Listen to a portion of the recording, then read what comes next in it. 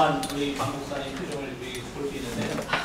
찬양하시는데 너무 아름답게 표정을 지으시고 찬양하셔서 제가 은혜를 많이 받았습니다.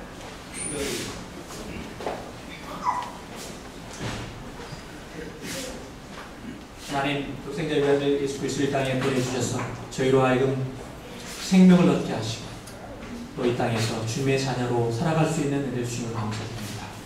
이제 주님께서 이 땅에 오신 그 의미와 뜻을 다시 한번 되새기면서 주님이 걸어가신 길을 걷기를 원합니다. 이 시간 저희 마음의 문을 열어주시고 하나님의 음성 들려주시며 주님의 음성으로 우리가 새로워지는 시간 되게 하여 주옵소서. 예수님의 이름으로 기도드립니다. 아멘.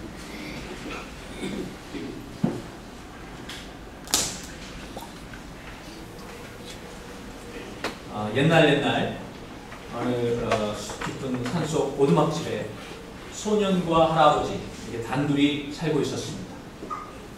그런데 추운 겨울날 너무나 배가 고팠던 소년이 할아버지 몰래 집 뒷마당에 키우던 토끼를 잡아서 구워 먹으려다가 그만 불을 내고 말았습니다. 혼자 그 불을 꺼보려고 이리 뛰고 저리 뛰고 애를 써봤지만 불을 끌 수 없고 불이 옮겨오게 되었습니다. 급한 마음에 할아버지께 달려간 소년이 이 할아버지에게 뭐라고 했는지 아십니까? 산타 할아버지, 산타 할아버지 라고 했다고.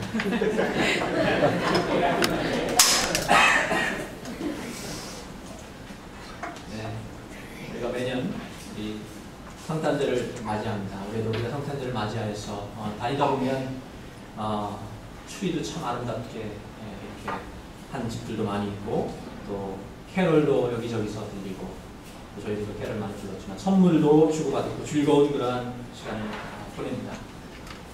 믿지 않는 사람들도 크리스마스 때에는 카드와 선물을 주고받으면서 메리 크리스마스 이렇게 외칩니다. 그런데 크리스마스를 즐기는 것과 그리고 크리스마스의 참 의미를 되새기는 것이 꼭 일치하는 것 같지는 않습니다. 2012년 크리스마스를 맞이하면서 주의 길을 예비하라는 제목으로 성탄의 의미를 되짚어 성탄절에 과연 우리가 무엇을 깨달아야 하는가? 성탄절에 우리가 무엇을 해야만 하는가? 자, 한마디로 얘기한다면 주의 길을 예비해야 합니다. 주의 길을 예비해야 합니다. 오늘 3절 본문 3절입니다. 외치는 자의 소리여 이르되 너희는 광야에서 여호와의 길을 예비하라. 요한복음 1장 23절에 보면 세례 요한이 자신을 소개하는 글이 나오는데 뭐라고 소개하느냐? 주의 길을 예비하는 광야에서 외치는 소리다 라고 자신을 그렇게 세례 요한이 소개합니다. 그런데 사실 세례 요한뿐만이 아니라 우리 모두가 주의 길을 예비하는 자로 그렇게 부르심 받았습니다. 처음부터 하나님을 대면하여 만나는 사람은 거의 없습니다. 아브라함 같은 사람 있겠지만 아브라함도 처음에는 제대로 몰랐습니다. 대부분 누군가를 통해서 복음을 접하게 되고 믿음을 갖게 되어 있습니다. 보통 먼저 믿은 사람들을 통해서 주님의 그림자를 보고 그를 따라가다가 어느 순간에 성령을 경험하고 믿음을 갖게 되는 것입니다. 그런 의미에서 우리 모두는 주의 길을 예비하는 자로 그렇게 부르심 받았습니다. 오늘 본문에서 하나님께서는 너희는 주의 길을 예비하라, 주의 길을 예비하는 자가 되라 라고 말씀하신 것으로 그치지 않으시고 그러면 구체적으로 어떻게 주의 길을 예비해야 할 것인지에 대해서도 가르쳐주고 계십니다. 골짜기마다 도두어지며 산마다 언덕마다 낮아지며 고르지 아니한 곳이 평탄하게 되며 험한 곳이 평지가 될 것이다. 이 말씀 가운데서 오시는 예수 주님을 영접하기 위해서는 먼저 산은 어떻게 돼야 돼요? 낮아져야 됩니다. 산은 낮아져야 돼. 바리새인과 같은 교만, 자기 의를 자랑하는 교만, 뭔가 자신이 잘해서 이룬 것 같이 생각하는 그런 교만, 이것이 다 깨어지고 낮아져야만 합니다. 그렇지 않고서는 결코 주님을 영접할 수 없습니다. 가장 높은 곳에서 가장 낮은 곳으로 그렇게 낮아짐을 통해서 주님을 영접할 수 있습니다. 아울러서 그것을 통해서 세상으로 하여금 주님을 영접할 수 있도록 그렇게 준비시킬 수 있습니다. 자, 반대로 산은 낮아져야 한다면 골짜기는 어떻게 돼야 될까요? 오늘 본문에 보면 골짜기는 도두어지며 그렇게 되어 있습니다. 골짜기는 도두어져야 하는데 우리가 성경에 보면 세리나 창녀들 멸시받고 천대받고 이런 사람들을 주님께서 위로하셨는데 그들은 스스로를 사랑하지 못하는 사람들입니다. 그래서 하나님의 자녀라는 사실을 깨닫지 못합니다.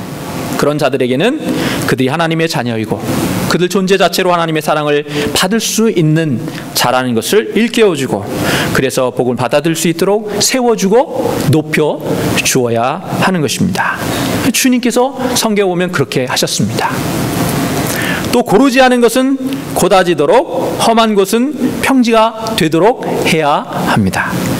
굽어진 마음, 갈고리 같은 마음, 온갖 편견과 오해들 이런 것들이 다 사라지고 순전한 마음과 깨끗한 마음으로 주님을 영접할 수 있도록 우리가 그렇게 우리의 마음의 밭을 또 우리가 그렇게 우리의 세상의 밭들을 갈아엎는 작업을 우리들이 열심히 해야 하는 것입니다. 우리가 그렇게 열심히 주의 길을 예비할 때에 세상의 모든 육체가 하나님의 영광을 보게 되리라. 오늘 본문은 그렇게 말씀합니다. 이 기쁨의 성탄의 때에 우리 모두가 굽어진 마음과 삐뚤어진 마음, 상처 입은 마음 다 하나님 앞에 내려놓고 먼저 주님의 위로로 우리가 다 펴지고 다 새로워지고 다 회복될 수 있기를 바랍니다. 그것을 위해서 주님이 이 땅에 오셨습니다. 그리고 서로 용서하고 위로하며 모든 부정적인 것들을 다 걷어낼 수 있기를 바랍니다.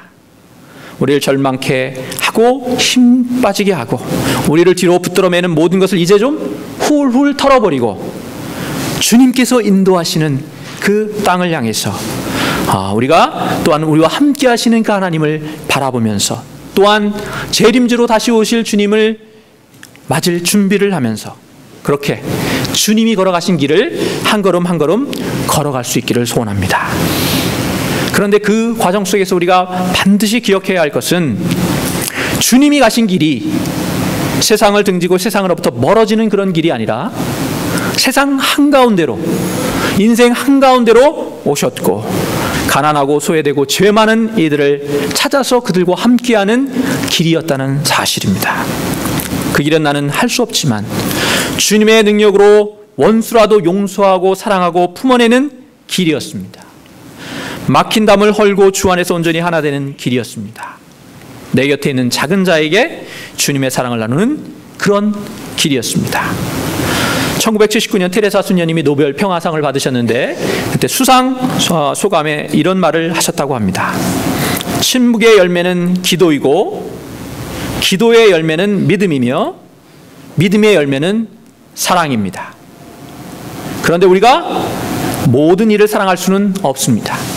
그래서 우리가 할 일은 내 옆에 내 앞에 있는 그 한 사람을 사랑하는 것입니다.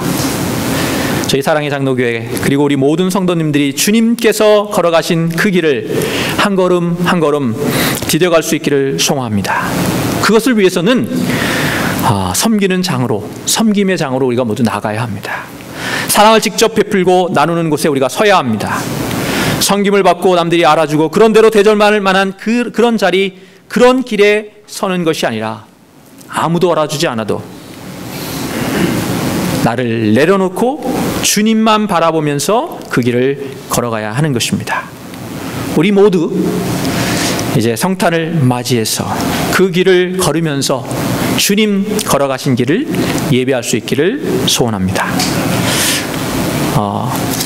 제가 한 설교 중에 제일 짧게 하는 설교입니다. 오늘은 우리 최관신 전사님께서 이것도 역시 설교입니다. 하나님께서 그 역사하신 아프리카 선교 현장에서 역사하신 하나님의 사랑과 능력과 은혜를 우리 함께 나눌 때에 우리 전사님을 통해서도 하나님의 메시지가 우리에게 들려줄 줄로 믿습니다. 우리 최관신 나오셔서 아,